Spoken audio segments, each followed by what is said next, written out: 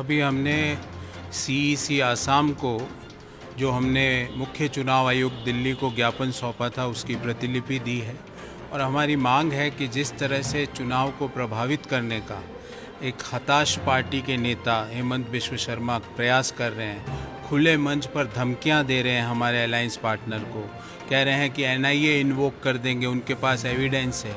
हम पूछना चाहते हैं कि उनके पास एविडेंस आज कैसे आई, क्योंकि अभी तो मॉडल कोड ऑफ कंडक्ट लगा हुआ है और मॉडल कोड ऑफ कंडक्ट में तो local police chief election commission को रिपोर्ट करती है और उनके पास अगर पहले एविडेंस थी तो इतने दिन चुप क्यों थे? ये तो क्रिमिनल ऑफेंस हुआ।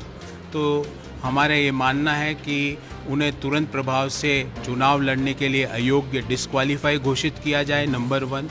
उनके कैंपेन को तुरंत प्रभाव से बैन किया जाए और भारतीय जनता पार्टी को एक राष्ट्रीय पॉलिटिकल पार्टी दल रहने का कोई अधिकार नहीं है इसके बारे में, क्योंकि ये खुला उल्लंघन है representation of people's act, model code of conduct और आईपीसी का।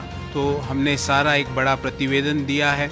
अभी दिल्ली में भी शाम को 5 बजे चुनाव आयोग ने हमें समय दिया, हमारे वरिष्ठ नेता वहां जाके अपनी बात कह रहे हैं और दिसपुर में आसाम में मैं और मीडिया की चेयरपर्सन श्रीमती बबीता शर्मा जी ने हमारी बात चुनाव आयोग के लोकल कार्यालय को बताई और उनको हमें हमारी बात समझाई।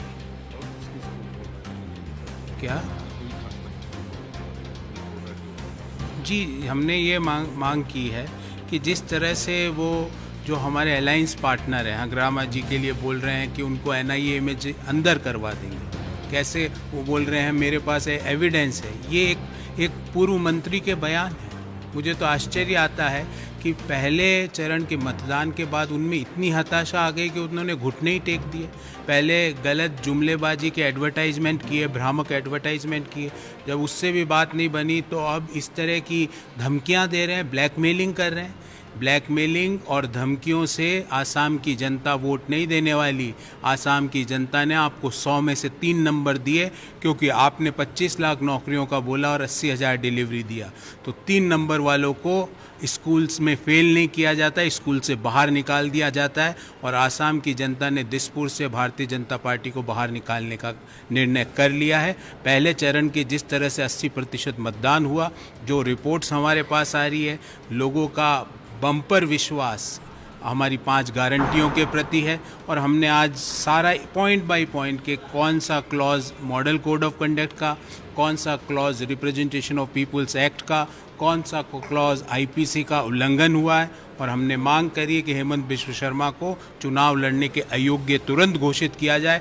जो व्यक्ति लोकतंत्र का उपहास उड़ाए, चुनाव के दौरान धमकियां दे, ब्लैकमेलिंग करे, उसको चुनाव लड़ने का कोई अधिकार नहीं है और उनको चुनाव में कैंपेन करने का तुरंत प्रभाव से बैन किया जाए।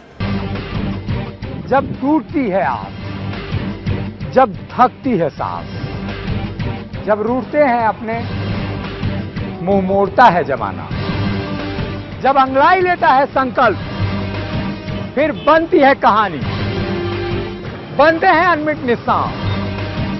देखिए मेरे साथ संघर्ष की दास्तान।